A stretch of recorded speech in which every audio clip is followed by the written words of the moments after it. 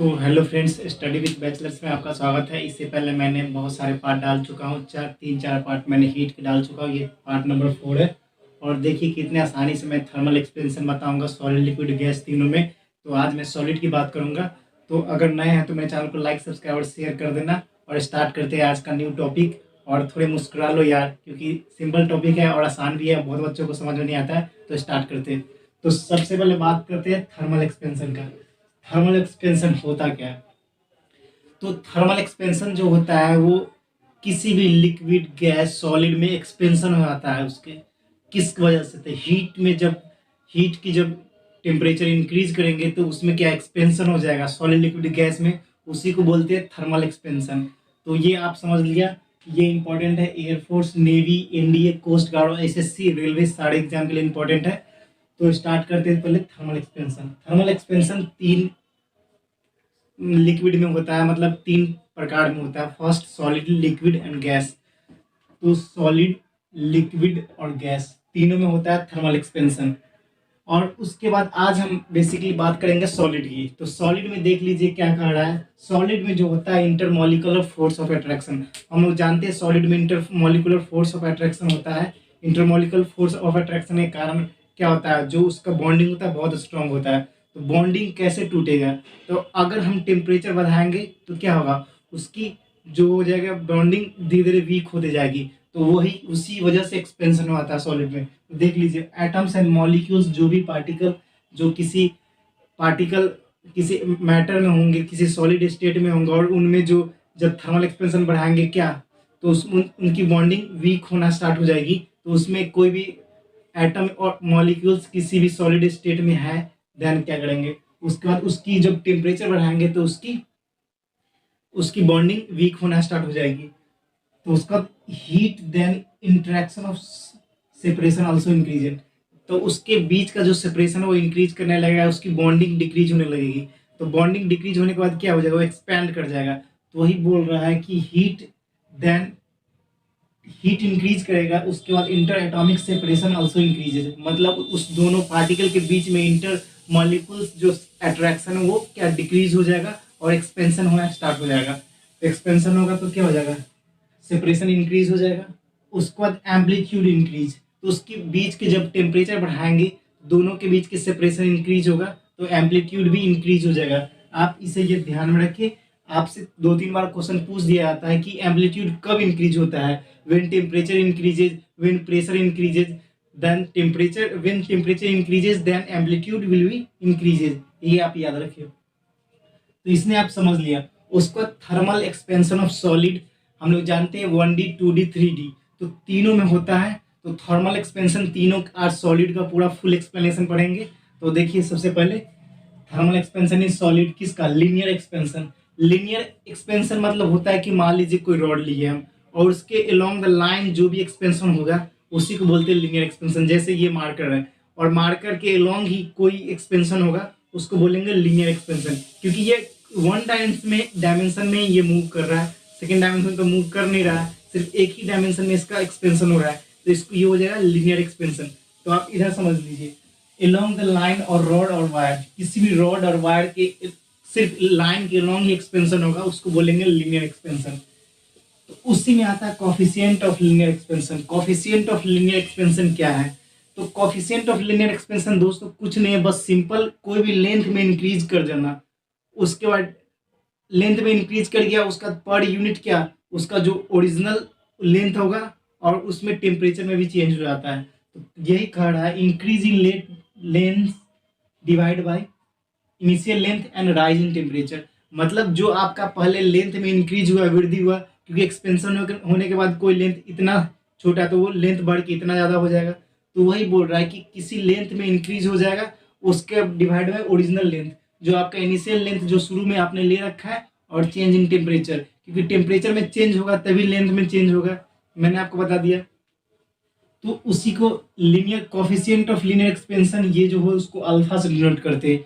Alpha से denote किसको करते हैं, कॉफिशिएंट ऑफ लीनियर एक्सपेंशन। तो चेंज इन लेंथ, लेंथ में चेंज हो गया। लेंथ में चेंज क्यों हुआ, क्योंकि टेम्परेचर इंक्रीज हुआ इसलिए लेंथ में चेंज हुआ। अगर टेम्परेचर इंक्रीज नहीं होता तो लेंथ में भी चेंज नहीं होता।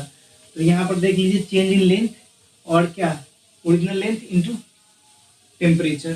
तो ये इसका फॉर्मूला होता है, आप याद कर ले। आपको जब भी पूछेगा find the original length, find the change in length of linear expansion, find the change in temperature of linear expansion, तो आप आसानी से इस फॉर्मूले से निकाल सकते हैं। और इसका यूनिट जो होता है, इसका यूनिट होता है सेल्सियस इनवर्स और केल्विन इनवर्स। ये आप याद रखिए, क्योंकि ये सब तो यूनिट लेंथ से, ये लेंथ से लेंथ कट जाएगा तो आपका बचेगा सिर्फ टेम्परेचर। तो इसलिए केल्विन इनवर्स और सेल्सियस इनवर्स इसका ऐसा यूनिट हो जाएगा। ये आप ध्यान में रख ले, ये भी इंपॉर्टेंट है आपके एग्जाम के लिए। अब बात करते हैं second, superficial expansion. Superficial expansion क्या होता है? सुपरफिशियल एक्सपेंशन कुछ नहीं होता, बस सिंपल आपके किसी एरिया में चेंज हुआ और उसके बाद एरिया में चेंज हो गया किसकी वजह से? टेम्परेचर की चेंज की वजह से, और कितने ओरिजिनल लेंथ के अनुसार, तो उसी को बोलते हैं superficial expansion. Superficial expansion basically होता है 2D में, 2 डायमेंशन में बेसिकली होता है। जैसे रेक्टेंगल हो गया, स्क्वायर हो गया आपका, उसके बाद रोम्बस हो गया, तो इसमें क्या होता है 2 डायमेंशनल होता है। तो देख लीजिए, ये लेंथ है और ब्रेथ है, 2 डायमेंशन हो गया। उसके बाद ये बीटा जो है वो क्या है, कोफिशिएंट ऑफ सुपरफिशियल एक्सपेंशन को डोनेट करने के लिए बीटा करते हैं। उसके बाद change in area divide by original area into time. तो यहाँ पे भी एरिया चेंज हुआ किसकी वजह से? टेम्परेचर की वजह से। तो आप यहाँ से कैलकुलेट कर सकते हैं। उसका जो डेल ए है वो क्या, एरिया इंक्रीज जो भी किया, एरिया डिक्रीज इंक्रीज जो भी किया, चेंज इन एरिया। उसके बाद ये जो आपका ओरिजिनल एरिया है जो इनिशियल आप ले रखे थे, उसके बाद टेम्परेचर टी क्या, राइज इन टेम्परेचर है डेल टी, क्योंकि कुछ टेम्परेचर में चेंजेज आए होंगे। तो ये है आपका सुपरफिशियल एक्सपेंशन। ये भी इंपॉर्टेंट है, जब भी आपसे पूछ देगा कि find the superficial expansion of any object, जिसमें चेंज इन एरिया दे रखा, ओरिजिनल एरिया दे रखा और टेम्परेचर दे रखा हो, तो आप आसानी से इसे कैलकुलेट कर सकते हैं। बहुत ही आसान है। और थर्ड जो आते हैं वो वॉल्यूमेट्रिक एक्सपेंशन और क्यूबिकल एक्सपेंशन। तो वॉल्यूमेट्रिक एक्सपेंशन काफी आसान है ये भी। इसमें क्या होता है, change in volume with respect to temperature. Original length से जो भी चेंज होगा विथ रिस्पेक्ट टू टेम्परेचर, उसी को बोलेंगे वॉल्यूमेट्रिक एक्सपेंशन। तो वॉल्यूमेट्रिक एक्सपेंशन किस में हो जाएगा, जैसे क्यूब, क्यूबॉइड, इसमें होता है कि 3 डायमेंशनल इमेज होते हैं। तो 3 डायमेंशनल इमेज में ही चेंज होगा। तो देख लीजिए, मैंने यहाँ पे 3 डायमेंशनल इमेज रखा। यहाँ पर आप इसकी चेंज क्या, चेंज इन वॉल्यूम में होगा, क्योंकि हम लोग जानते हैं वॉल्यूम क्या होता है, एल गुने बी गुने एच, लेंथ ब्रेथ है ना हाइट, तीनों को मल्टीप्लाई करने पर आपकी वॉल्यूम निकलती है। इससे मतलब लेंथ भी होता है, ब्रेथ भी होता है और हाइट भी होता है। और ये भी किसके वजह से, टेम्परेचर में चेंज आएगा तो आपकी वॉल्यूम भी चेंज करेगी, ये इसमें दिया हुआ है। तो चेंज इन वॉल्यूम को डोनेट करते हैं गामा। मैंने ले रखा है कोफिशिएंट ऑफ वॉल्यूमेट्रिक एक्सपेंशन। इसमें चेंज इन वॉल्यूम को गामा से डोनेट करते हैं। उसके बाद फिर change in volume original volume into time, change in temperature. तो ये आप कैलकुलेट कर लिए। तो इसकी ओरिजिनल जो फॉर्मूला है, मान लीजिए आपसे पूछ दिया जाए कि आपकी वॉल्यूम, चेंज इन वॉल्यूम कैसे निकलेगा वो विद किसमें, वॉल्यूमेट्रिक एक्सपेंशन में, तो आप आसानी से सारे डाटा दे रखे होंगे, आप आसानी से कैलकुलेट कर लोगे इतने आसानी तरीके से। उसके बाद जो मोस्ट इंपॉर्टेंट एग्जाम में हमेशा आता है, इस तीनों का रेशियो, अल्फा बीटा गामा, मतलब कि लीनियर एक्सपेंशन, उसके बाद सुपरफिशियल एक्सपेंशन, उसके बाद वॉल्यूमेट्रिक एक्सपेंशन। तो तीनों का जो है रिलेशन आता है। तीनों के बीच में रिलेशन क्या है, तो तीनों का बीच का रिलेशन जो है वो मोस्ट इंपॉर्टेंट है, आपके एग्जाम में जरूर देखने को मिलेगा। तो मैं थोड़ा साइड हट जरा देख ले, एक बार स्क्रीनशॉट ले ले, क्योंकि आप एक बार स्क्रीनशॉट ले ले इसका, फिर मैं आपको बताऊंगा। आपने आई होप स्क्रीनशॉट ले लिया होगा। तो relation between alpha beta and gamma, तीनों का बीच का रिलेशन बताना। तो कुछ नहीं करना दोस्तों, इसमें देखिए तीनों का अल्फा बीटा और गामा का रिलेशन, ये देखिए यहाँ पे मैंने लिख रखा है अल्फा बीटा और गामा। तो अल्फा बीटा गामा का रिलेशन होता है 1:2:3।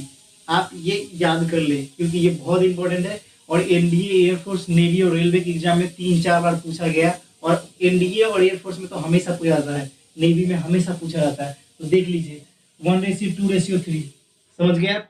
उसके बाद देख लीजिए, और एक और रिलेशन इंपॉर्टेंट है, beta is equal to 2 alpha. ये याद रखिए, beta is equal to 2 alpha होता है, ये याद रखिए। और अल्फा इधर कर दिया तो बीटा/2 हो गया। तो ये आप कैलकुलेट आसानी से कर सकते हैं। और gamma is equal to 3 alpha हो जाता है। मतलब गामा जो है आपका वॉल्यूमेट्रिक एक्सपेंशन होता है 3 गुना किसके, लीनियर एक्सपेंशन का होता है, ये आप याद रखिए। और जो मोस्ट इंपॉर्टेंट फॉर्मूला जो एनडीए के एग्जाम में पूछा गया था, प्रीवियस ईयर क्वेश्चन है, gamma is equal to what, तो gamma is equal to 3 beta. 3 beta मतलब क्या हो जाएगा, सुपरफिशियल एक्सपेंशन। तो 3 बीटा सुपरफिशियल एक्सपेंशन बाई 2, तो 3 beta by 2, gamma is equal to 3 beta by 2। ये जो एनडीए के एग्जाम में और एयरफोर्स के एग्जाम में 2-3 बार पूछा गया है, तो इसे आप याद रखें और देख लीजिए कंटेंट कितना अच्छा है। और इस प्रकार के नॉलेज को जानने के लिए मेरे चैनल को लाइक, सब्सक्राइब और शेयर जरूर करके जाना। आप देख रहे हैं कितना धांसू कंटेंट मैं आपको दे रहा हूँ, इतने अच्छे से एक्सप्लेन कोई नहीं करेगा। पूरे यूट्यूब पे देख लेना इतने अच्छे से, और वो भी अच्छे तरीके से एक्सप्लेन किया हूँ मैंने, हर एक पार्ट को ले रखा है। कल मैं लिक्विड और गैस दोनों का करवा दूंगा। और इसी प्रकार के नॉलेज को जानने के लिए आप मेरे वीडियो जरूर देखना और कमेंट सेक्शन में बताना कि आपको ये वीडियो कैसा लगा, और जरूर से जरूर दोस्तों के साथ शेयर करना। मैं यहाँ साइड हो जा रहा हूँ, तब तक आप एक स्क्रीनशॉट ले लें, उसके बाद फिर मिलेंगे कल। तो जय हिंद दोस्तों, वंदे मातरम, भारत माता की जय। तो फिर कल मिलते हैं नेक्स्ट वीडियो में। Thank you so much.